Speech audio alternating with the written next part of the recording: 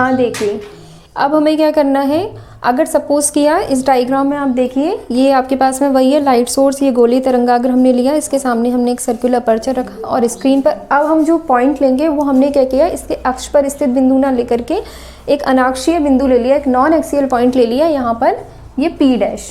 ठीक है, तो अब इस पी डैश पे मुझे ज्ञात करना है कि तीव्रता कितनी होगी। तो उसको ज्ञात करने के लिए हम क्या करें, सबसे पहले तो हमने जैसे पी पॉइंट पर देखा था ऐसे ही पी डैश पॉइंट पर देखते हैं।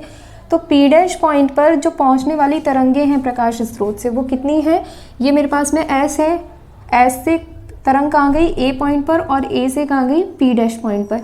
इसी तरीके से सोर्स एस से जो रे है, लाइट रे है, वो कहाँ गई बी पॉइंट पर गई और बी पॉइंट से यहाँ से ये डेविएट होकर के कहाँ चली गई, वापस पी डैश पॉइंट पर चली गई। इसका मतलब अब हम हेडिंग डालेंगे बिंदु, या आप ऐसे लिखो वृत्ताकार द्वारक के, वृत्ताकार द्वारक के अनाक्षीय बिंदु जो इसके अक्ष पर स्थित नहीं है, बिंदु पी डैश पर तीव्रता। देखिए, ये तीव्रता के लिए सबसे पहले हम निकालते हैं तीव्रता के लिए यहाँ पे पथांतर। बिंदु P पर पहुँचने वाली जो तरंगे हैं उनके मध्य पथांतर कितना होगा। देखिए, जो P डैश पर ये वाली तरंग जा रही है, ये कितना ट्रैवल कर रही है, S A plus A P dash, है ना, कितना ट्रैवल कर रही है, S A plus A P dash, और सेकंड कितना ट्रैवल कर रही है, S B P P dash. तो मुझे क्या करना चाहिए, जो यहाँ से एस बी पी डैश है ना, एस बी पी डैश जो है उसमें से माइनस कर देना चाहिए किसको, एस ए पी डैश को, एस ए पी डैश। ठीक है, अब हम इसको लिखते हैं एस बी पी डैश किन से दो से मिलके बना है, S B B P dash. तो मैंने यहाँ लिख दिया S B B P dash, है ना, minus S A P dash किससे मिलकर के बना है, S A plus A P dash. तो यहाँ कर दिया हमने S A plus A P dash. ठीक है, अब आप देखो डायग्राम में यहाँ पर कि जितना एस ए ने ट्रैवल किया है उतना ही एस बी ने ट्रैवल किया है। तो यहाँ पर S B minus S A, ये दोनों तो हो गए एक दूसरे से कैंसिल। तो अब मेरे पास में कितना आया expression, B P dash minus A P dash, ये आया पथांतर। देखिए पथांतर कितना आ जाएगा यहाँ पर, B P dash minus A P dash, ये पथांतर आ जाएगा। ठीक है, अब हमें क्या करना है, हमारे पास वैल्यूज़ होनी चाहिए, बी पी डैश की वैल्यू कितनी आएगी और ए पी डैश की वैल्यू कितनी आएगी। तो बी पी डैश की वैल्यू कैलकुलेट करने के लिए मैंने क्या किया, मैंने एक ट्राइंगल ले लिया। कौन सा ट्राइंगल ले लिया, यहाँ से हम ले लेते हैं, ये मैं डैश कर देती हूँ। तो देखो, अगर मैंने सपोज किया पी डैश से पी की डिस्टेंस कितनी है, ये डिस्टेंस है कितनी, एक्स, कितनी है, एक्स डिस्टेंस है। तो ये तो मुझे पता है कि ये जो ओ पॉइंट है, ओ की सीध में ही पी पॉइंट है, तो ओ भी कितना है, आर। तो यहाँ तक ये जो है अपने पास में, ये भी कितना हो जाएगा, ये भी आर हो जाएगा। इसको मैं हटा देती हूँ, ये डिस्टेंस भी मेरे पास में कितनी हो जाएगी, आर हो जाएगी, है ना, ये भी आर हो जाएगी। तो अब हमारे पास में जो बी, ये जो डिस्टेंस है बी पी डैश, है ना, ये वाला पॉइंट है बी, ये जो डिस्टेंस है बी पी डैश, इसके लिए हम कितना लेंगे, ये अपने पास में बचाएगा राइट एंगल ट्राइंगल। तो राइट एंगल ट्राइंगल में ये डिस्टेंस कितनी है, बी, और ये डिस्टेंस कितना है, एक्स प्लस आर, है ना। तो मेरे पास में बी पी डैश का स्क्वायर कितना हो जाएगा, ये हो जाएगा B square plus X plus R square. देखिए बी पी डैश स्क्वायर कितना हो जाएगा, बी पी डैश हो जाएगा B square plus X plus R square. क्यों, क्योंकि यहाँ मेरे पास में देखिए ये है बी पी डैश, और बी पी डैश जो है वो कितना है, ये डिस्टेंस है अपने पास में बी, और ये कितना है, एक्स प्लस आर स्क्वायर है। अब हम इसको कर लेते हैं थोड़ा सा सिंप्लीफाई, सॉरी, रियली सॉरी। हाँ, यहाँ अपने पास में बी पी डैश में से स्क्वायर हटाएंगे तो ये कितना हो जाएगा, ये हो जाएगा B square plus X plus R square to the power half. ठीक है, अब हमने इसमें से ले लिया b कॉमन, तो ये बन जाएगा 1 plus X plus R square upon B square to the power half. ठीक है, अब हमने क्या किया, अब हम यहाँ पर देखेंगे कि b के रेस्पेक्ट में, b तो क्या है, सर्कुलर अपर्चर से स्क्रीन की डिस्टेंस है जो बहुत लॉन्ग है, किसके कंपैरिजन में, ये जो माइन्यूट सा डिस्टेंस है x प्लस आर, क्योंकि ये जो अपने पास में ये तो डिफ्रैक्शन पैटर्न है, और डिफ्रैक्शन पैटर्न कैसा है, बहुत छोटा छोटा, छोटी छोटी फ्रिंजेस बन रही है ना, माइन्यूट सी फ्रिंजेस बन रही है, तो डिफ्रैक्शन पैटर्न तो छोटा सा बन रहा है, और स्लिट और पर्दे की दूरी है ज़्यादा, तो b जो है वो ग्रेटर दैन है in comparison to x plus R, है ना, b कैसा है, ग्रेटर दैन है x प्लस आर, सॉरी इसको लिखते हैं x प्लस आर से। तो अब हम क्या कर सकते हैं, बाइनोमियल एक्सपेंशन लगाएंगे। बाइनोमियल एक्सपेंशन से ये कितना हो जाएगा, ये तो हो गया b एज इट इज़, ये कितना हो जाएगा 1 प्लस ये पावर हाफ जो है ये आगे आ जाएगी, है ना, ये हो जाएगा x प्लस आर स्क्वायर, और ये b स्क्वायर जो है, ये b स्क्वायर, यहाँ हाफ की पावर आ गई, ये इस तरीके से एक्सप्रेशन आ जाएगा। देखिए ये आ जाएगा अपने पास में, b जो है एज इट इज़ रहा, ये हाफ पावर यहाँ आ गई, और ये x plus R square B square. अब मैं क्या करूँगी, b को अंदर मल्टीप्लाई करूँगी, तो यहाँ पे b बन जा b आ जाएगा, और यहाँ पर x प्लस आर स्क्वायर 2, और यहाँ ये जो b है इससे b स्क्वायर कैंसिल होके डिनोमिनेटर में b बच जाएगा। ठीक है, b रहेगा, तो यहाँ पर एक्सप्रेशन जो है ये कितना आ जाएगा, ये आ जाएगा b plus X plus R square upon 2b। ये डिस्टेंस आएगी किसके लिए, BP डैश के लिए, BP डैश, मैं यहाँ पे लिख देती हूँ BP डैश। ये एक्सप्रेशन आ जाएगा BP डैश के लिए कितना, b 1 plus X plus R square upon 2b square, फिर हमने b कॉमन ले लिया, तो ये आ जाएगा, देख लीजिए आप एक बार,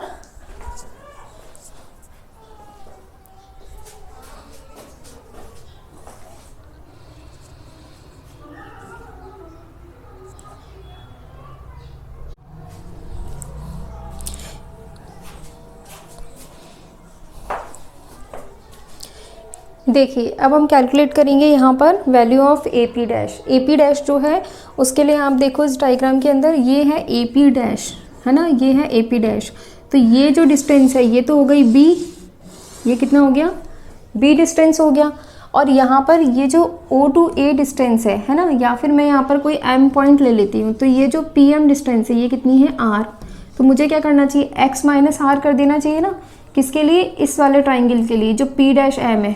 कौन सा ट्राइंगल लेंगे हम, A P डैश M, तो इसमें ये डिस्टेंस तो हो गई B, और P डैश M कितना हो गया, x माइनस आर।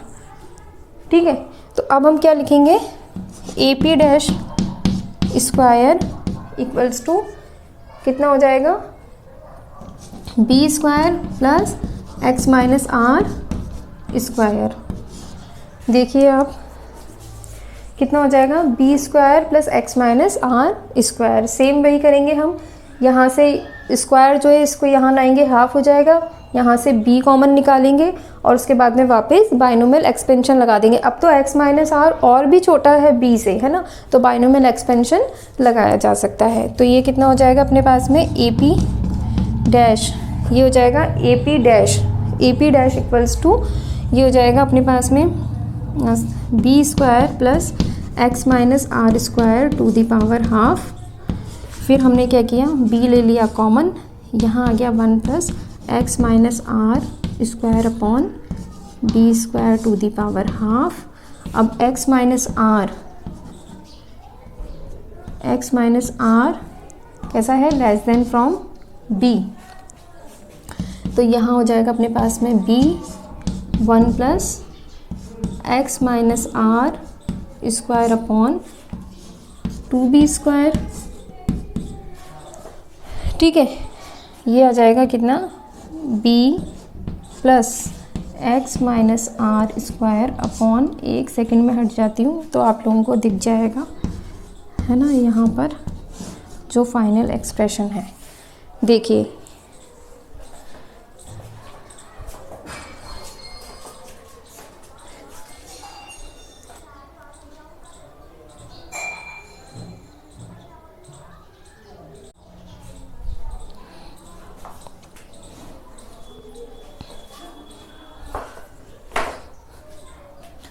हाँ देखिए यहाँ पर ये अपने पास में बी पी डैश है। अभी बी पी डैश की वैल्यू कितनी आई है अपने पास में, कितना आया, B plus X plus R square upon 2b, ठीक है, माइनस ए पी डैश की वैल्यू कितनी आई है, b minus X minus R square upon 2b, ये वैल्यू आई है, ठीक है।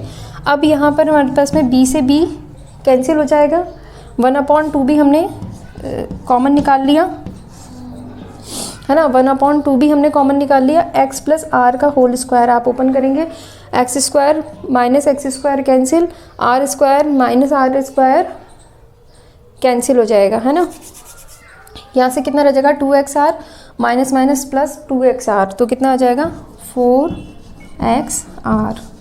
और इसको थोड़ा सा हम और सॉल्व करेंगे तो हमारे पास में पथांतर डेल का मान कितना आ जाएगा, ये 4 2 से कैंसिल हो जाएगा, तो ये कितना आ जाएगा 2xr अपॉन b, ये आएगा अपने पास में पथांतर 2xr अपॉन b।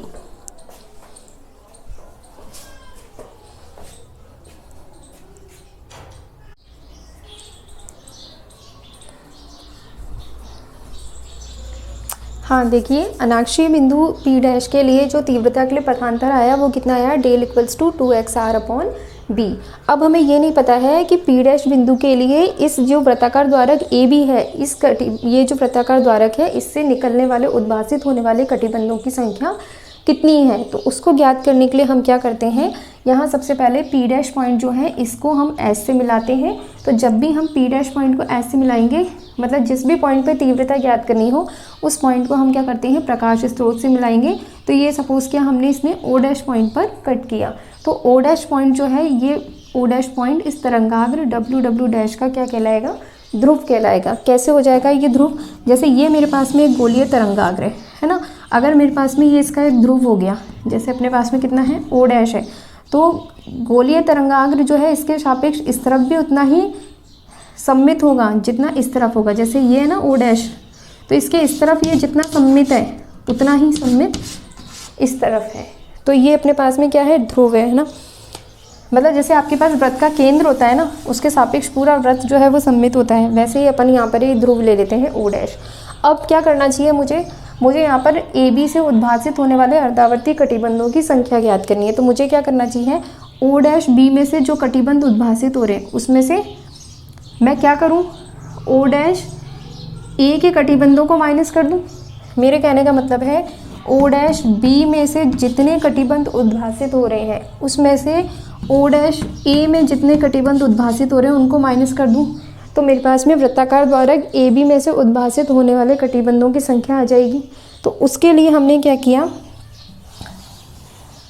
यहाँ से मैंने लिया पहले, अगर सपोज किया कि ये जो O डैश A है इसमें से निकलने वाले अर्धावर्ती कटिबंधों की संख्या कितनी है, N1 है O डैश A में से, तो मैं क्या लिख सकती हूँ, मैं लिख सकती हूँ यहाँ पर कितना,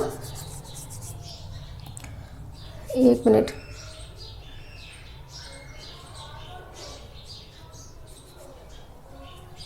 हाँ देखिए यहाँ पर मैं लिख सकती हूँ SAP dash minus SOP dash equals to N1 λ/2, है ना।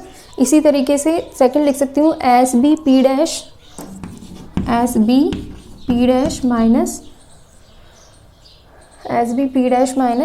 SO dash P dash equals to, अगर इसमें से N2 अर्धावर्ती कटिबंध उद्भासित होते हैं तो N2 λ/2, है ना। ये कंडीशन किसके लिए है, O डैश A के लिए और O डैश A के लिए, और ये कंडीशन किसके लिए है, O डैश B के लिए।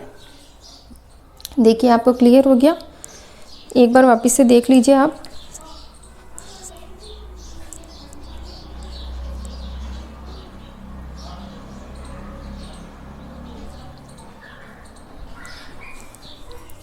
देखिए अब क्या है, अगर मेरे पास में ये पूरा O डैश B जो है इसमें से मैं अगर O डैश A को माइनस कर दूं तो मेरे पास में A भी बचेगा ना, है ना। तो ऐसे ही मेरे पास में ये है, ये जो है मेरे पास में कितना है, ये ओ डैश बी के लिए है और ये पूरा ऊपर वाला ओ डैश ए के लिए। तो मैं इसमें से इसको माइनस कर दूँ, तो इसमें से माइनस करेंगे हम, तो माइनस करेंगे तो कितना होगा, S B P dash minus S O dash P dash, और ये दोनों आपस में कैंसिल हो गए, ये कितना बचा, minus S A P dash equals to ये कितना आ गया, n2 minus n1 lambda by 2। अब मुझे एक्चुअल में पता तो है नहीं n2 कितना है और n1 कितना है, जो मैं माइनस करके निकालूंगी। तो हमने एक सपोज कर लिया कि n2 माइनस n कितना है, n है लैम्डा बाय 2। तो यहाँ हम सपोज कर सकते हैं कि ए बी में से निकलने वाले कटिबंधों की संख्या कितनी है, n है। तो हमारे पास में ये पथांतर कितना है, dl equals to n lambda by 2, है ना।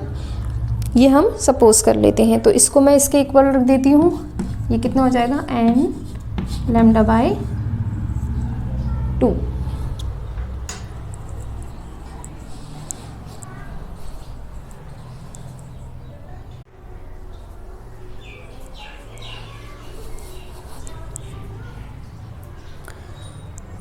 देखिए यहाँ एक्सप्रेशन आया है डेल्टा पथांतर equals to 2xr upon B equals to n lambda by 2। यहाँ से मैंने x की वैल्यू निकाल ली, n B lambda upon 4r। x क्या है अपने पास में, distance between p and p dash है। तो अब हमने क्या किया, यहाँ पर अगर मेरे पास में इस कंडीशन को मैं ऐसे लेती हूँ, देखिए 2xr upon B equals to n lambda by 2। तो हमें पता है कि जब भी हमारे पास में उद्भासित होने वाले कटिबंधों की संख्या n जो है अगर विषम होगी तो हमें क्या प्राप्त होगा, उच्चिष्ट प्राप्त होगा। देखिए यहाँ पर व्यतिकरण की अपेक्षा क्या हो जाएगा, रिवर्स कंडीशन आ जाएगी, है ना। जैसे व्यतिकरण में क्या होता है, आपके पास में लैम्डा बाय 2 का गुणज होता है, तो आप क्या कहते हैं कि हमें डार्क फ्रिंज मिलेगी। लेकिन अभी हमने देखा था कि P बिंदु के लिए हमने डिफ्रैक्शन की स्थिति देखी थी। तो वहाँ पर यह था अपने पास में कि जैसे ही अपने पास में ये विषम संख्या आ जाएगी n की, तो हमें कैसा मिलेगा, हमें वहाँ पर उच्चिष्ट मिलेगा, है ना, मैक्सिमम इंटेंसिटी मिलेगी। तो यहाँ पर अपने पास में देखिए अगर मेरे पास में n जो है विषम है तो मैं n को क्या लिख सकती हूँ, मैं n को लिख सकती हूँ 2m + 1, है ना। और m की वैल्यू मैं कहाँ से स्टार्ट कर सकती हूँ, 0 1 2 एंड सो ऑन। तो मेरे पास में x की वैल्यू कितनी आ जाएगी, x की वैल्यू आ जाएगी, n की जगह मैंने पुट कर दिया कितना, 2m + 1, है ना, lambda as it is upon 2 2 ज़ा 4, है ना।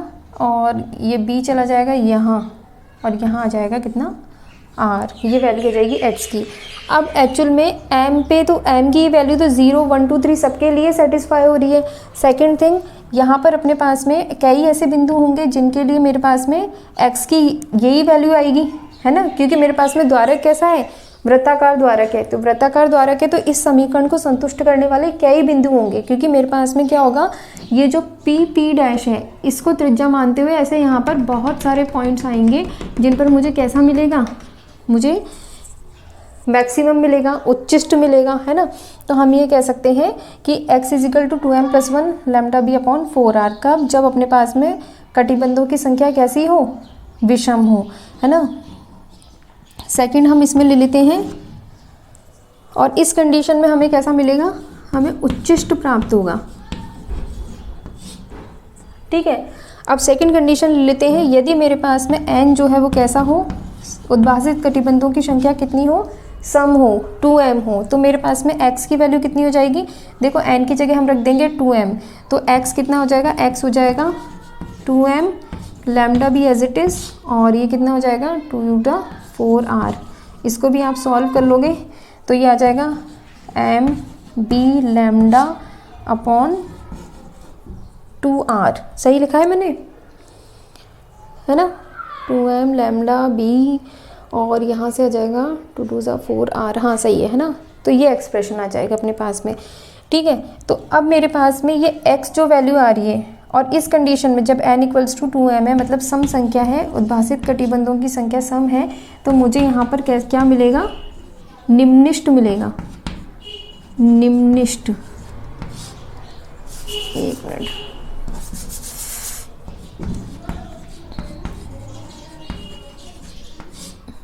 बिंदु P डैश पर क्या मिलेगा, निम्निष्ठ मिलेगा। ठीक है, तो अगर मेरे पास में जो अदीप्त वलय है, अदीप्त वलय के लिए जो त्रिज्या है, देखिए अगर मेरे पास में पी डैश पर क्या बनता है, डार्क बनता है, तो ये एक्स जो है ये इसकी त्रिज्या हो गई पी टू पी डैश।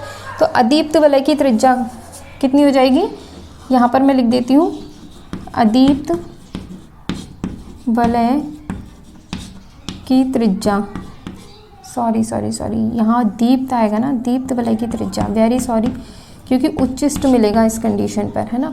और यहाँ पर हम लिख देते हैं, जब सम संख्या आएगी तो हमें अदीप्त मिलेगा, तो यहाँ हम लिख देते हैं कि अदीप्त वलय की त्रिज्या। ठीक है, तो इस तरीके से हमें पी डैश बिंदु जो है, उस पी डैश बिंदु पर एकांतर क्रम में हमें उच्चिष्ट और निम्निष्ठ प्राप्त होते जाएंगे। ठीक है, और वो हमें एक वलय के रूप में प्राप्त होते जाएंगे, क्योंकि अपने पास में कैसा है, वृत्ताकार द्वारक है, तो हमें यहाँ पर डिफ्रैक्शन पैटर्न जो मिलेगा, जो विवर्तन प्रतिरूप मिलेगा, उसके अंदर ब्राइट और डार्क फ्रिंजेस जो हैं वो किस शेप में मिलेंगी, सर्कुलर शेप में मिलेंगी।